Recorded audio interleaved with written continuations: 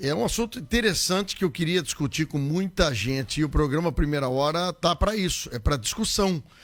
Ontem nós conversamos alguns assuntos, foi super importante, falamos sobre educação durante essa semana também, comissão discutindo coisas sobre o ensino médio, novas matérias, muita coisa acontecendo. Bom, e agora eu vou bater um papo a respeito do seguinte: é a criação de política estadual de enfrentamento à doença de Alzheimer e outras demências. Esse é um assunto interessante e eu pergunto ao deputado que fala conosco, Issur Kroc, sobre esse assunto. Audiência pública para debater sobre esse assunto da saúde mental na segurança pública. Deputado Issur, muito bom dia, obrigado por atender a Acústica FM, tudo bem?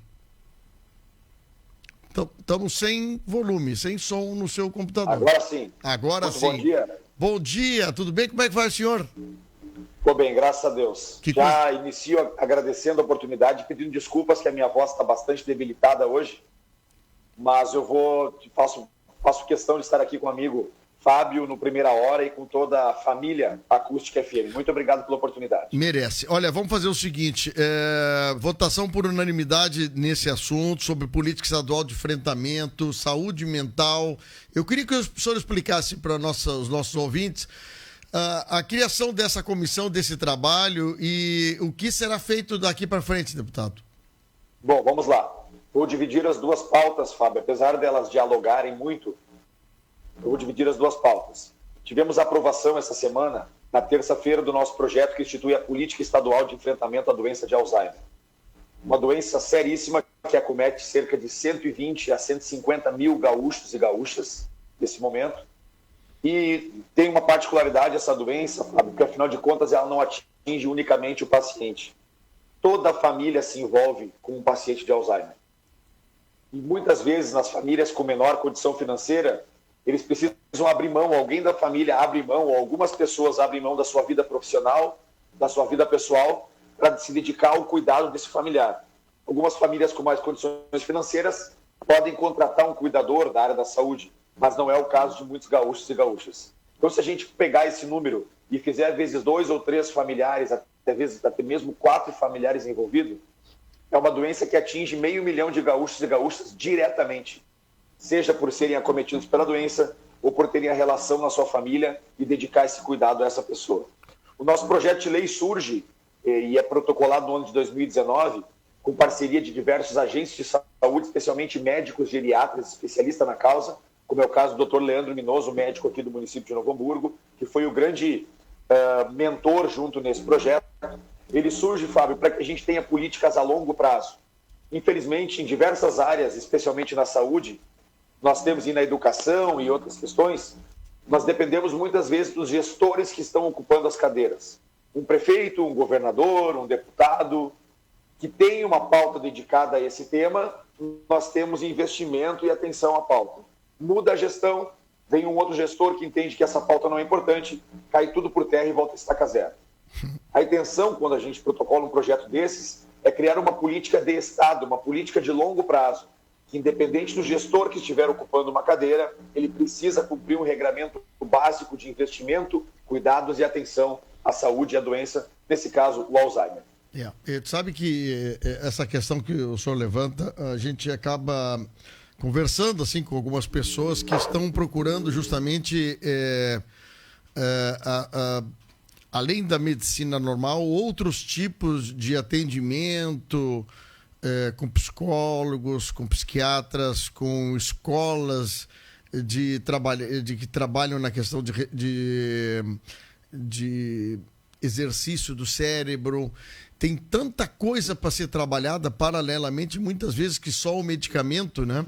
E que tem que vir à tona, deputado, assim, porque às vezes está o fulano acometido de Alzheimer, agora vamos aguardar o que acontece. Não é isso, tu pode trabalhar exercícios mentais, psicomotores, tem tanta coisa que pode ser trabalhada em paralelo, né? Perfeito, Fábio. Tu foi exatamente no cerne da questão, porque o projeto ele diz justamente de envolver a sociedade, desde os mais próximos, que são os familiares da pessoa com Alzheimer, até mesmo toda a sociedade. que, afinal de contas, a pessoa não se trata sozinha, ela precisa dessa rede de amparo, e há uma série de medidas, como tu mesmo disse, que não são de medicamento, que não são de intervenção direta de um médico, mas que desenvolvem, ou que melhor, retardam o desenvolvimento da doença. Como é o caso de incentivar a pessoa a trabalhar mais o seu cérebro, a forma cognitiva, na leitura, no diálogo, provocar, entre aspas, no bom sentido, a pessoa para que tenha interações nesse sentido.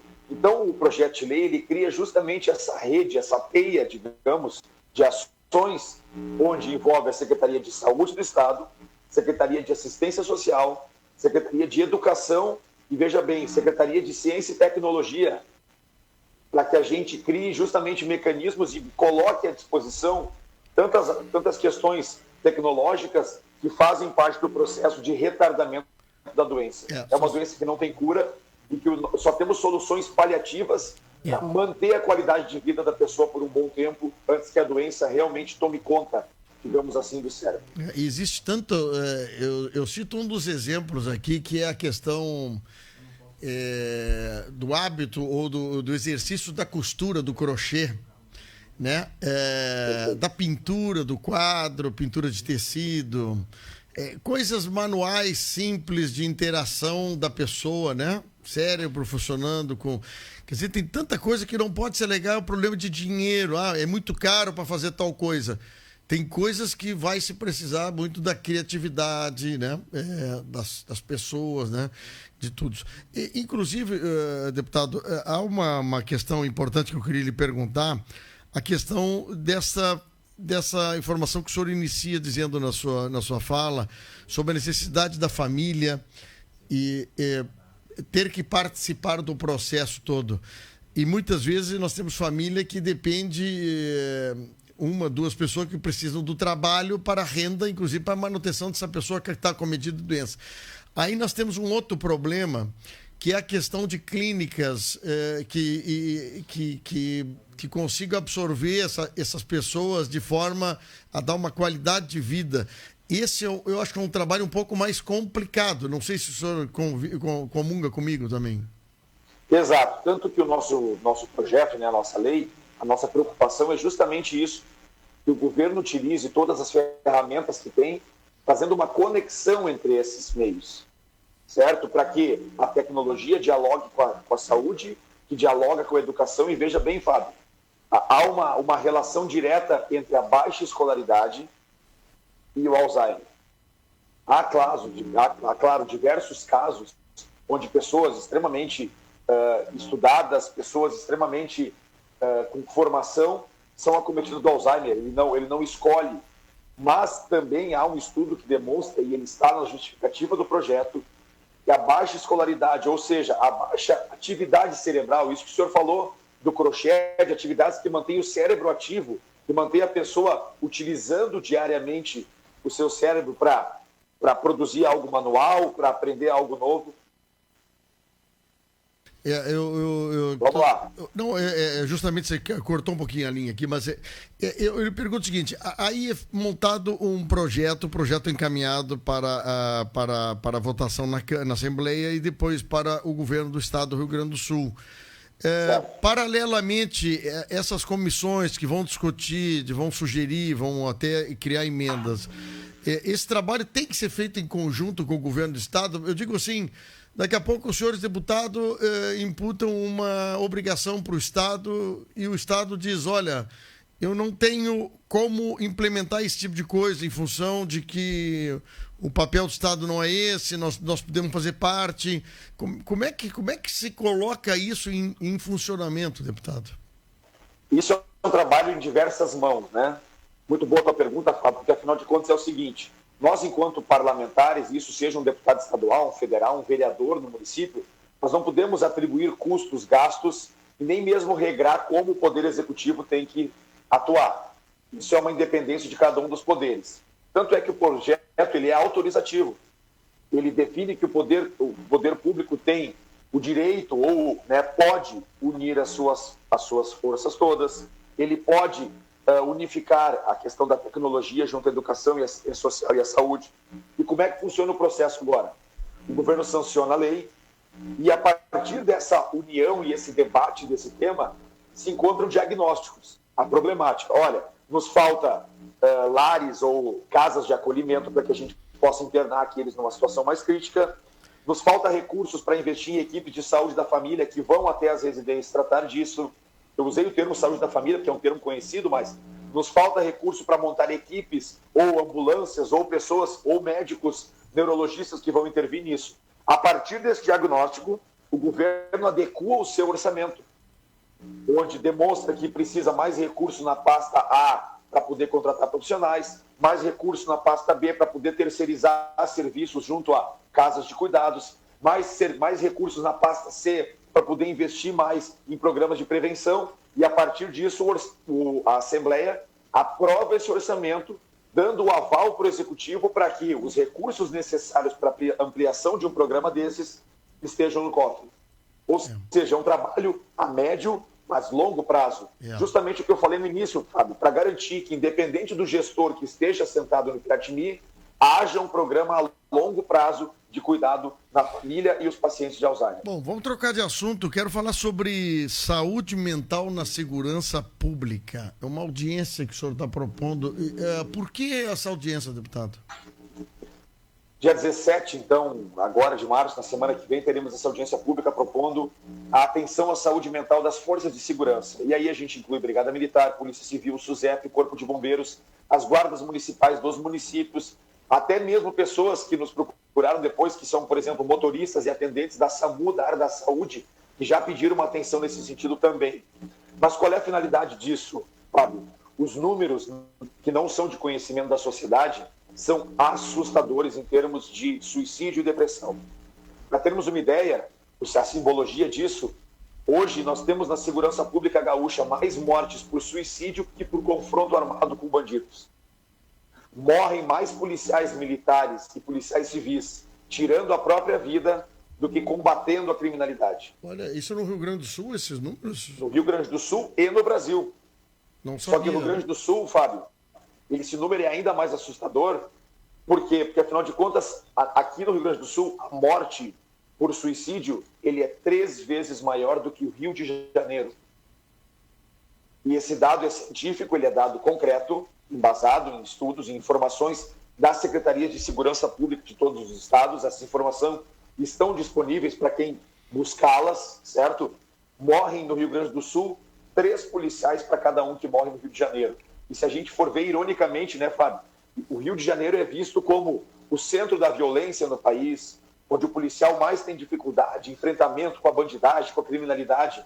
Mas no Rio Grande do Sul, o número de mortes por suicídio é 3 vezes maior do que aquele estado. Eu não sabia dessa informação, me surpreendeu, viu? Olha, lhe pergunto o seguinte, é que quando há violência contra a vida, assassinados, tiroteios, confronto entre polícia e bandidos, a gente acaba tendo a informação de uma forma mais clara, mais transparente.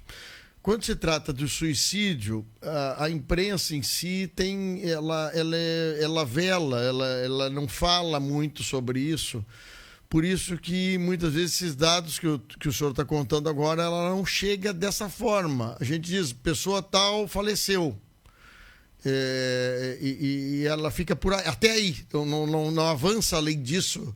Quando é nos informado a comunidade gaúcha esses números e o porquê desses números estarem altos. Por isso que eu lhe coloco que eu não sou sabedor dessa informação, não sabia, e acaba sendo um detalhe bastante importante de ser discutido, viu? Exato, porque afinal de contas, nós temos isso, Fábio, no Brasil e em diversos países do mundo, onde não são revelados as informações sobre suicídio, né, quando as pessoas atentam contra a própria vida, por motivos óbvios. No entendimento de que isso pode influenciar ou isso pode motivar uma pessoa que de repente queira virar notícia, né, ironicamente por isso. Mas a gente precisa quebrar esse tabu. Precisamos discutir esses índices. Cada vez mais o suicídio, a depressão, a automutilação, esses números vêm crescendo e é assustador porque eles vêm cada vez mais reduzindo a faixa etária. Cada vez mais adolescentes e jovens cometendo suicídio, atentando contra a própria vida. Se nós não soubermos esses dados, a gente não tem como detectar ou como atuar frente a um problema se a gente não conhece ele. Então, a intenção dessa nossa audiência pública é justamente quebrar esse tabu, abrir essa discussão e ver de que forma o poder público, os gestores públicos, mas principalmente a sociedade tem que participar nesse processo. Eu costumo dizer que é muito comum, Fábio, que as pessoas vejam em uma pessoa fardada, e isso seja um agente de segurança, polícia civil, militar, SUSEP, um segurança no estabelecimento, num shopping, numa casa noturna, as pessoas entendem que aquela pessoa vestida de uma farda, de um colete, ela é uma pessoa extremamente forte em todos os sentidos, tanto físico quanto mental, e que essa pessoa, independente do que acontecer, ela não precisa de amparo, ela não precisa de atenção, porque afinal de contas ela está preparada para tudo. E contrário do que as pessoas pensam, muitas vezes a missão de cuidar do próximo, ela é muito degradante mentalmente para as pessoas. É uma responsabilidade muito grande, porque a pessoa se sente extremamente pressionada para dar conta dessa demanda. Então, o nosso lema nessa audiência pública é o seguinte: vamos cuidar de quem cuida da gente. Vamos dar atenção para quem atenta pela nossa vida. Bom, então dia 17, né? Dia 17, a Assembleia Legislativa será de formato híbrido, às 10 horas da manhã, a audiência está marcada. Então, estão todos convidados para participar, mas principalmente o nosso objetivo é encontrar mecanismos para que a gente possa reduzir esses números, que são assustadores, como eu lhe disse. E finalizando, né, e agradecendo a oportunidade de falar desse tema, a gente precisa urgentemente, e através de um projeto de lei que eu tenho para concluir, que define o seguinte: ele expõe os números da segurança pública. Se chama relatório semestral ou anual da segurança pública, onde o governo vai ter que expor nos dados públicos os policiais atingidos em criminalidade, que tomou um tiro, que foi baleado, que está em depressão, que está afastado por um quadro de depressão. Esses dados têm que ser de conhecimento público para que vocês da imprensa, nós gestores públicos, possamos agir no tentativa de reduzir esses números. Muito obrigado pela oportunidade. Quero agradecer a Camila também, que foi quem fez o trâmite e agendou para nós, e especialmente vocês da Acústica e toda a comunidade de Camacuã. Deputado, obrigado. Bom trabalho para vocês aí na Assembleia Legislativa e até uma próxima oportunidade. A minha equipe vai te abastecer com os dados da audiência para que vocês possam, num dia antes ou no mesmo dia, informar a comunidade para ela participar. Muito obrigado e um grande abraço. Grande abraço, deputado Issur Koch.